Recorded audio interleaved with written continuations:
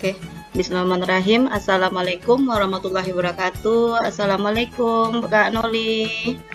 Waalaikumsalam Bu Lili. Apa kabar Gimana? Bu Lili? Alhamdulillah. Ibu Noli gimana? Sehat? Di mute lagi suara. Alhamdulillah Oke. sehat Ibu. Alhamdulillah. Oke, Ibu Noli, terima kasih sudah masuk ke dalam dunia maya kita untuk siang ini karena kita belum bisa bertatap muka langsung. Kira-kira eh, untuk pembicaraan kita siang ini, coaching kita, apa yang akan menjadi pembicaraan kita ya, untuk Ibu Nolinya? Iya Bu, Hmm, silakan Ibu. Oke, eh, menurut Ibu, apa yang harus kita bincangkan dengan percakapan kita siang ini? Perbincangan kita mungkin seputar pembelajaran ya Bu untuk mata Ya, pelajaran bahasa Indonesia sesuai dengan materi yang saya ampu. oke. Nah, setakat ini, sejauh ini yang Ibu lakukan sebagai Ibu Guru Mapel, apakah Ibu sudah sesuai dengan Pas. program yang Ibu lakukan atau bagaimana? Baik Ibu, yang namanya guru otomatis kita ada program pelaksanaan atau perencanaan ya Ibu ya. Ya, Nah ya, di sini juga Ibu, saya sudah melakukan proses pembelajaran sesuai dengan yang ada di kurikulum Merdeka. Yang pertama otomatis kita membuat asesmen dulu kepada siswa. Asesmen ini biar tahu pola apanya Bu, gaya Ibu asesmen belajar. apanya? Oke, gaya belajar ya. Iya, gaya Oke, belajar ataupun tingkat pemahaman si anak. Berarti kan asesmen diagnosis kognitif dan non kognitif. Nah, di oke. situ Ibu kita sudah mengelompokkan siswa nih, tapi Heeh, tergantung dengan materi yang akan kita ajar. Kalau materinya hanya sekedar pengetahuan saja, mengapakan pengetahuan pemahaman anak, berarti gaya belajar yang saya ambil adalah kelompok ajar kognitif. Seperti oke. itu. Tapi Ya, kalau lebih banyak geraknya, lebih banyak praktiknya, misalnya ya Bu, kita ya. membuat puisi, kita membuat pantun, membuat syair, itu saya lebih senang mengambil dan mengelompokkan anak dengan gaya belajarnya masing-masing. Seperti itu. Berarti Ibu udah menerapkan dalam tahap awal asesmen gaya belajar dulu ya berarti ya Ibu Iya, Noli ya. benar itu. Nah, setelah Ibu menerapkan itu, apa aksi nyatanya, rencana aksi nyata yang telah Ibu terapkan? Maksudnya, ini kan kita udah ada nih hasil dari Iya, asesmennya. Nah, iya. langkah selanjutnya Ibu apa yang Ibu lakukan? Nah, yang kita lakukan Ibu pada proses kegiatan inti pembelajaran adalah kita memberikan kebebasan kepada anak sesuai karakteristik dan minat bakat si anak tadi ya Bu ya. Nah, Misalnya Noli nyuruh mereka buat pantun, buat syair. Nah, kan dari gaya belajarnya beda-beda, ada audio. Nah, hmm, rencana aksi Noli saat anak yang audio itu kami hmm, diskusi aja Bu. Nah, karena oke, yang audio ini tidak terlalu banyak. Jadi Noli menerangkan apa yang nggak paham mana Ibu, di mana, pantun apa, ciri-ciri dan sebagainya. Kami sharing seperti itu. ya, Sedangkan anak audio visual itu ya, Noli memaparkan dengan video pembelajaran nih Bu, sama dengan anak kinestetik kan bergerak-gerak itu Ibu. ya, Nah, di situ nanti kita harapkan mereka juga memahami proses pembelajaran tadi. Nah, itu ya, aksi Noli, aksi nyata.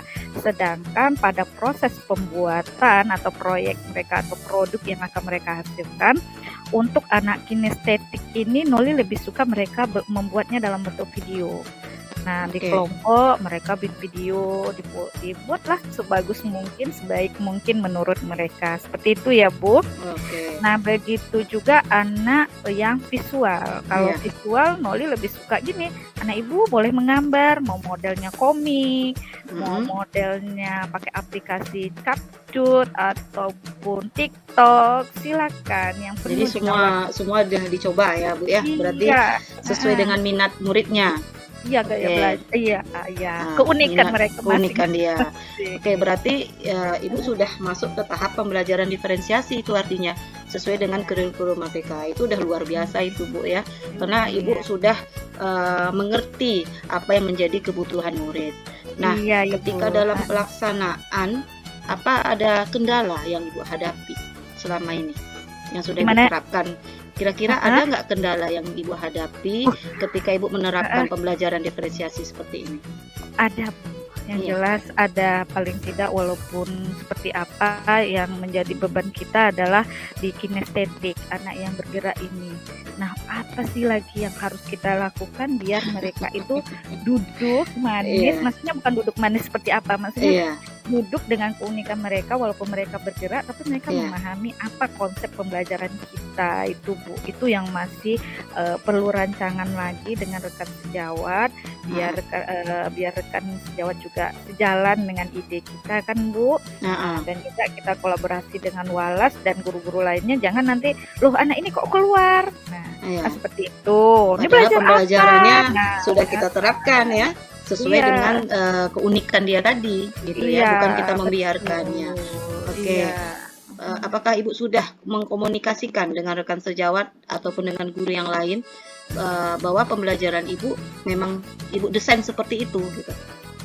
Nah, kalau untuk rekan sejawat, Mhm, karena kami di kelas 7 itu ada berdua ya Ibu ya, satu lagi iya, Ibu Eka, itu oke, sering heeh, sharing sih Bu sebenarnya. Kadang-kadang dia nanya, "Bu, mmm, kalau anak yang suka nyanyi itu gimana ya Bu?" Nah gitu kan, gaya belajarnya dia lebih suka nyanyi, mungkin kinestetik atau audio gitu ya Bu heeh, ya. iya, Oh jadi Ibu lebih mengspesifik ke bakat dia ya berarti, saya bilang gitu. Iya, kalau menyanyi, kalau pantun ya nggak masalah karena lagu-lagu Melayu itu kan spesifiknya ke pantun. Nah, jadi kami iya, sering berbagi apa ide. Oh kalau iya, kalau kalau ibu kalau yang ini visual seperti apa? Misalnya saya nanya seperti itu ya Bu ya.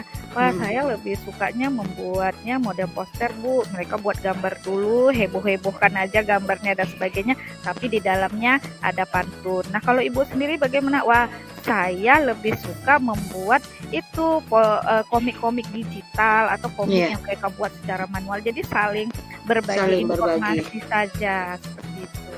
Oke, sangat menarik ya. Udah ada rancangan dan juga berbagi praktik baik ini Ibu dengan rekan sejawat.